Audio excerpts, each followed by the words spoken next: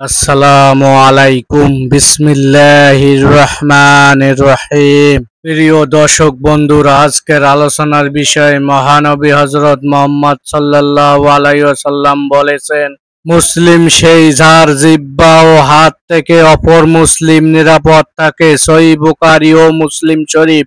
আজ আমরা নামাজ পড়ি, রোজা রাখি, দান করি, কিন্তু আমাদের জিহ্বা কি নিরাপদ? আমরা কি কাউকে কষ্ট দেই না আমাদের কথা দিয়ে?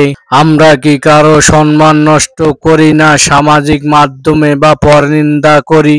ইসলাম শুধু নামাজ রোজা সীমাবদ্ধ নয়, বরং মানুষের নিরাপত্তা নিশ্চিত করা এক বিশাল ইবাদত। আল্লাহর কাছে প্রিয় সেই মানুষ যার মুখ ও হাত দিয়ে কেউ কষ্ট পায় না।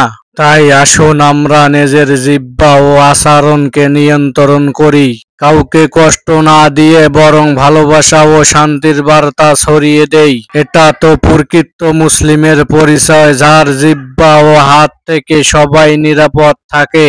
প্রিয় ভাই ও বোনেরা, ইসলামিক কন্টেন্ট পেতে আমার চ্যানেলে নতুন হয়ে থাকলে সাবস্ক্রাইব করে দেবেন, লাইক কমেন্ট করে দেবেন। ধন্যবাদ।